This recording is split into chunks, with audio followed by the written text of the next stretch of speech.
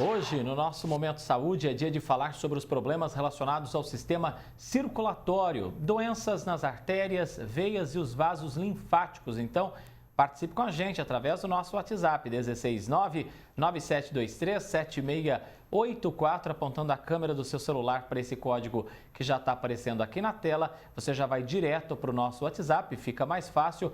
Não esqueça de colocar aí o seu nome, a cidade. E para ajudar a esclarecer as suas dúvidas, prazer ter aqui com a gente o médico Oswaldo Tendo Castilho Júnior. Ele que é cirurgião vascular, endovascular. Doutor, obrigado por ter aceito o nosso convite. Para começar, doutor, o nosso bate-papo aqui, quais são os principais sinais de alerta de problemas vasculares que às vezes as pessoas acabam ignorando? Uma ótima tarde ao senhor e muito bem-vindo. Boa tarde, eu que agradeço a oportunidade. Nós temos que considerar que o sistema circulatório, como diz, ele leva e traz o sangue. Se a gente considerar que é um problema arterial, seria a falta de chegada de sangue, é a trombose. Então, a gente vai ter palidez, cianose, frialdade e dor importante no membro acometido. Se for o problema venoso, que é o retorno do sangue, nós vamos ter principalmente dor e inchaço. Esses são os sinais que a gente tem que ficar mais atento e que levariam a pessoa a procurar médico rapidamente. Perguntas já chegando aqui então, doutor, várias. Por sinal, o Ederson de Ribeirão Preto quer saber se a castanha da Índia faz bem para as veias ressaltadas. A castanha da Índia é consagrada no tratamento para varizes, sim, mas tem que tomar muito cuidado porque tem que ver a dose certa da castanha da Índia. O certo é você usar no mínimo 300 miligramas por dia, por dose. E dependendo do local onde for manipulado esse medicamento, pode ser que eles não forneçam a dose adequada. Então, se for de uma procedência adequada, é bem interessante, sim. O Aparício de Ribeirão Preto perguntando se dormência nas mãos pode ser algo ligado com má circulação, doutor. Pode ser sim. Aí ele tem que ver, se for algum problema arterial, que é dificuldade de chegada de sangue, ele é acompanhada por frialdade e cianose, que é como se fica um aspecto azulado e palidez nesse local. Mas também em mão, dormência, a gente tem que se preocupar muito com o coração, que pode ser um dos primeiros sinais e sintomas de problema de coração também. Então é importante ele procurar o cardiologista primeiro, nesse caso. O Eduardo de Ribeirão Preto, doutor, dizendo aqui que teve trombose venosa profunda e aí ele quer saber o tempo de recuperação. Depende da altura dessa trombose. Uma trombose mais alta, que seria nas veias ilíacas ou na veia femoral, a recuperação é um pouco mais lenta. A trombose, quanto mais distal, quanto mais longe do coração, mais rápida a recuperação. Em média, de 6 meses a 1 ano, a recuperação quase total do quadro. Mas a fase aguda é o primeiro mês. Agora, ele tem que ficar muito atento para a síndrome pós-trombótica. Um tratamento muito bem feito nessa fase aguda é que vai determinar as consequências dessa trombose. A Dulce tem uma pergunta bem parecida com a que eu já fiz aqui, mas vamos tentar ajudá-la de alguma forma. Ela gostaria de saber o que pode ser um formigamento na mão, tipo uma cãibra que acontece com mais frequência à noite, doutor. Pode ser algum problema neurológico, eu pensaria mais nisso pela posição. Às vezes síndrome do túnel do carpo, ou a posição que ela está dormindo, pode estar comprimindo algum nervinho ali, mas eu começaria sempre pelo cardiologista para excluir algum problema mais grave. O João Castilho quer saber a má circulação nas pernas pode levar a problemas mais graves, doutor, se não tratado? Sim. Se for um problema arterial, a pessoa tem impotência funcional, dificuldade para exercer as atividades e pode levar até a perda de membro, amputações. Se for um problema venoso, nós podemos ter ferida, que é a úlcera flebopática, que é um problema socialmente muito complicado. A Rosimeire de Ribeirão Preto quer saber se a aplicação de espuma nas varizes é segura. Ela é segura quando realizada por um bom profissional, quando bem indicada. Ela tem indicações muito específicas, ela é tecnicamente fácil para fazer, mas tem que ser muito bem estudada, não é para qualquer caso. Tanto é que ela não excluiu a cirurgia de varizes. E vamos já então aprofundar um pouquinho mais nessa questão, doutora. Além dessa técnica com a espuma, quais as outras que são usadas então para corrigir essas veias ressaltadas nas pernas, as populares varizes aí? A cirurgia tradicional ainda é muito realizada, nós temos a escleroterapia, que são as aplicações para secar vasinhos, mas nós já temos, especialmente para safenas, hoje técnicas minimamente invasivas, como o laser e a radiofrequência endovenosos. Eles são procedimentos percutâneos realizados com auxílio de ultrassom, minimamente invasivos, com recuperação mais rápida, mais tranquila, e já estão aprovados nas diretrizes nacionais e internacionais. Então, são bem estabelecidos hoje em dia. O Lucas quer saber, doutor, se essas doenças vasculares elas estão relacionadas mais ao envelhecimento, ou seja, mais aos idosos ou não? Pode acometer os mais jovens também? Pode acometer os mais jovens também, mas o envelhecimento é um fator importante, sim. Aumenta bastante a incidência, principalmente de varizes e também de aterosclerose, que causa os problemas arteriais, que seria a dificuldade de chegada de sangue nos membros.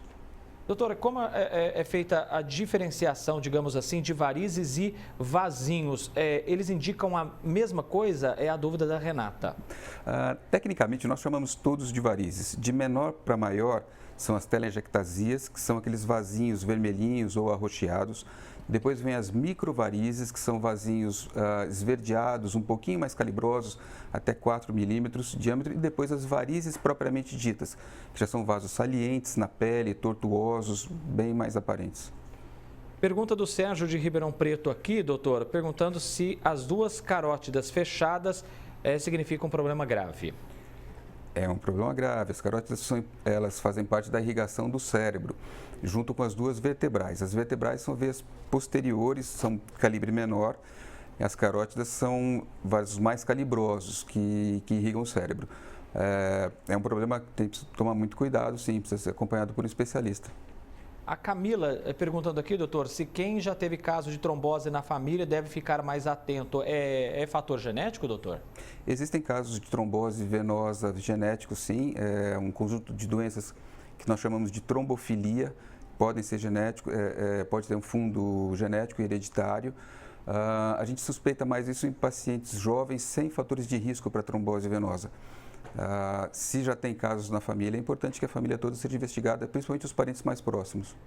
No nosso Momento Saúde, vamos ajudar agora o Evandro de Batatais. Ele está dizendo que tem obesidade. Se ele tem que perder o peso primeiro antes de fazer cirurgia vascular, doutor? É recomendável ter, não necessariamente, mas é recomendável, porque a obesidade aumenta os riscos da cirurgia, aumenta a morbidade. Então, seria interessante sim, se ele pudesse perder peso.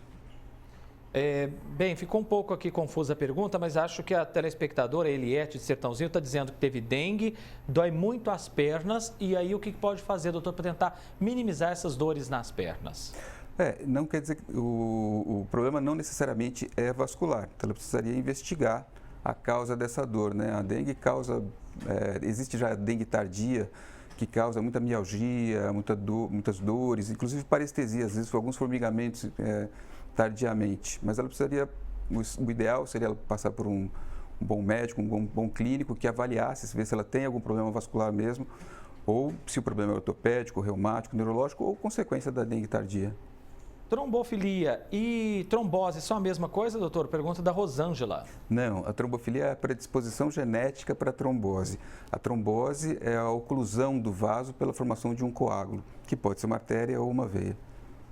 O Igor de Santa Rita do Passa Quatro dizendo que vai fazer uma cirurgia, imagino que seja cirurgia aí de varizes. Tem risco do problema voltar, doutor?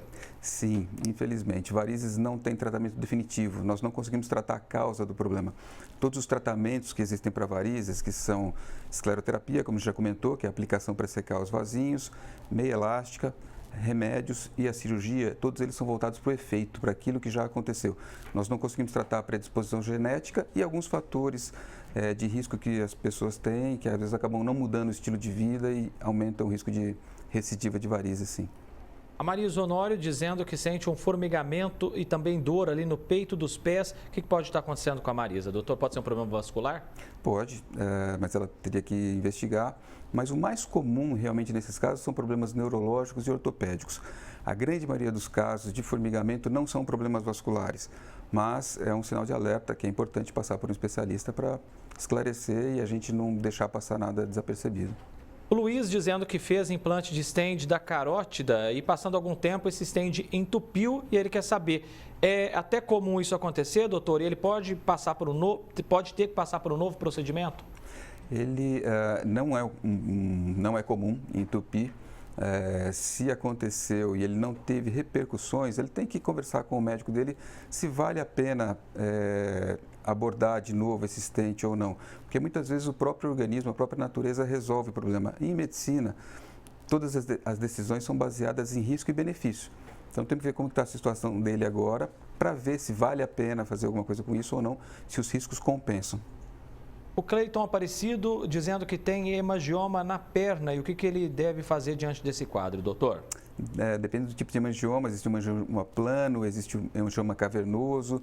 O certo é ele acompanhar com um especialista para ver se está tendo alguma repercussão. Na maioria das vezes, essas malformações arteriovenosas são benignas e, como eu disse sobre risco e benefício, quer dizer, não compensa você mexer com isso. Na maioria das vezes a gente só observa, a não ser que traga alguma complicação, traga algum problema, aí sim deve-se intervir e ver a melhor técnica para o caso dele.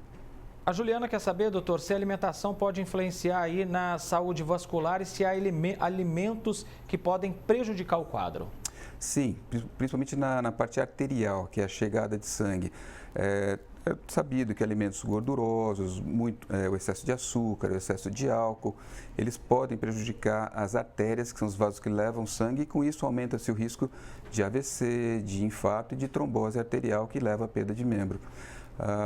Alimentos que protegem, todos devem ser, como a alimentação deve ser sempre com moderação, mas a ideia é a gente ter uma alimentação bem variada, né? Aquela bem colorida e evitar o excesso de gordura, de alimentos artificiais, corantes e o excesso de açúcar.